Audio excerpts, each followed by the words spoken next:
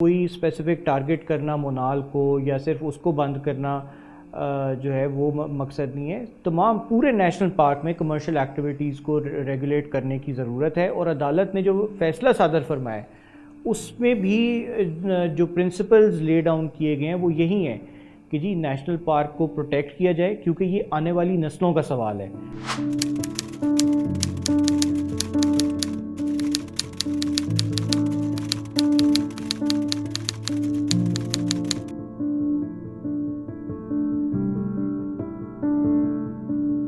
2014 میں ایک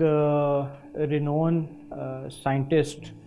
professor doctor زاہد bag Mirza صاحب اسلام آباد ہائی کورٹ میں ایک ریٹ پٹیشن لے کر گئے اپنے ہی نام سے, جس میں انہوں نے اس وقت جو ہے وہ کیپٹل ڈیولپمنٹ اتھارٹی CDA اور باقی تمام اداروں کو فریق بنایا, جس میں ان کی بنیادی طور پر جو درخواست تھی وہ یہ تھی کہ اسلام آباد میں واقع ماگلا ہلز نیشنل پارک کو پروٹیکٹ کرنے کے لیے عدالت احکامات جاری کرے. اسلام آباد ہائی کورٹ کے آنریبل چیف جسٹس اطہر من اللہ نے اس پورے ریٹ پٹیشن کی سماعت کی, اور جو شارٹ آرڈر ہے اس میں بھی بڑی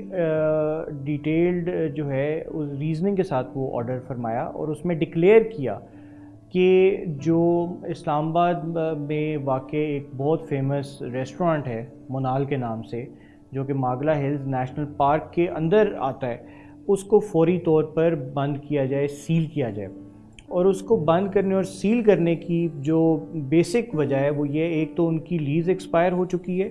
اور دوسری وجہ یہ ہے کہ وہ ماگلا ہلز نیشنل پارک کے اندر جس سکیل کے اوپر آپریٹ کر رہے تھے اور جس طرح سے آپریٹ کر رہے تھے, نہ صرف وہ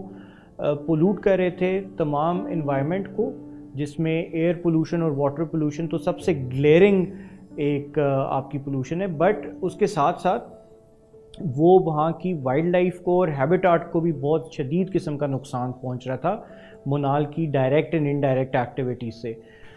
ابھی یہ شارٹ آرڈر کی جو ریزننگ ہے اور جو ڈیٹیلڈ ججمنٹ ہے اس کے آنے کا ہم سب کو انتظار کرنا پڑے گا, بٹ اس انتظار میں جو عدالت کی ڈائریکشنز ہیں ان کے ساتھ کمپلائی وتھ کرنا تمام فریقین اور اداروں کے اوپر وہ لازم ہے. یہ بات یہاں پہ جاننا بہت ضروری ہے کہ ڈیٹیلڈ ججمنٹ کے آنے سے پہلے کوئی بھی فریق جو اس کسی بھی آرڈر سے اگریوڈ ہو وہ اپیل دائر نہیں کر سکتا, لیکن تب تک جو اسلام آباد وائلڈ لائف مینجمنٹ بورڈ ہے, کیپٹل ڈیولپمنٹ اتھارٹی ہے اور وفاقی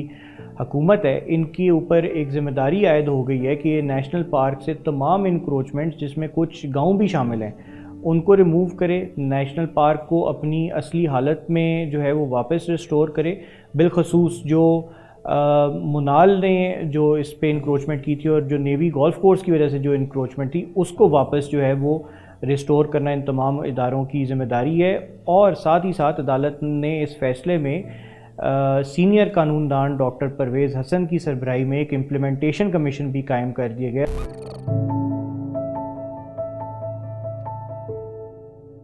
اسی پٹیشن کی سماعت کے دوران 2015 میں ایک آرڈر یہ آیا کہ جو اسلام آباد وائلڈ لائف مینجمنٹ بورڈ ہے اس کو فعال کیا جائے. اسلام آباد وائلڈ لائف مینجمنٹ بورڈ جو ہے وہ it was انویسیجڈ in the Islamabad wild life protection preservation conservation and management ordinance of 1979. However اس آرڈر سے پہلے تک وہ بورڈ فعال نہیں تھا. اسی سے ریلیٹڈ بٹ ایک مختلف کیس کے فیصلے میں جو اسلام آباد کا زو تھا اس کی مینجمنٹ بھی ہینڈ اوور کر دی گئی اسلام آباد وائلڈ لائف مینجمنٹ بورڈ کو, اور وہاں سے تمام جانوروں کو شفٹ کر دیا گیا مختلف سینکچریز میں.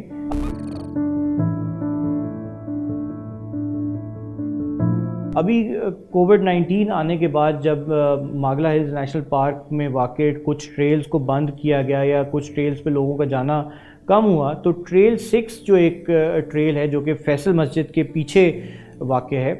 وہاں پہ جب لوگوں نے جانا کم کیا یا بند کیا تو پتہ یہ چلا کہ وہاں پہ ایک تینگوا اور اس کی پوری فیملی جو ہے وہ آتی رہی, اور وہ پتہ ایسے چلا کہ جو وائلڈ لائف گارڈز ہیں وہ جب اس ٹریل پہ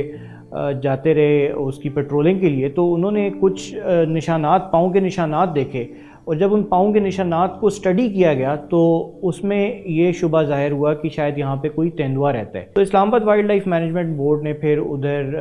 وہاں پر کیمرہ ٹریپس لگائے, اور ان کیمرہ ٹریپس کی پوری 1 سال کی اسٹڈی میں یہ پتہ چلا کہ ایک تیندوے کی وہاں پہ پوری فیملی جو ہے وہ پائی جاتی ہے, اور جو کہ پوری کی پوری جو وہاں پہ وائلڈ پاپولیشن ہے جس میں وائلڈ بورز ہیں, بارکنگ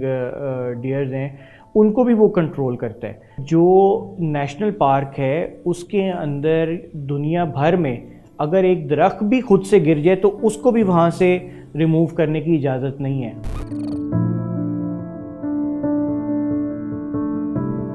بیسکلی 1979 کے آرڈیننس کے آنے کے بعد 1980 میں وفاقی حکومت نے ایک ایس آر او جاری کیا جس میں ماگلا ہلز نیشنل پارک کا ایریا ڈکلیئر کر دیا گیا, اور اس میں آپ کو شاید یہ جان کے حیرت ہو کہ شکر پڑیاں اور لیک ویو کا ایریا بھی ماگلا ہلز نیشنل پارک میں شامل ہے. اس میں جو ایک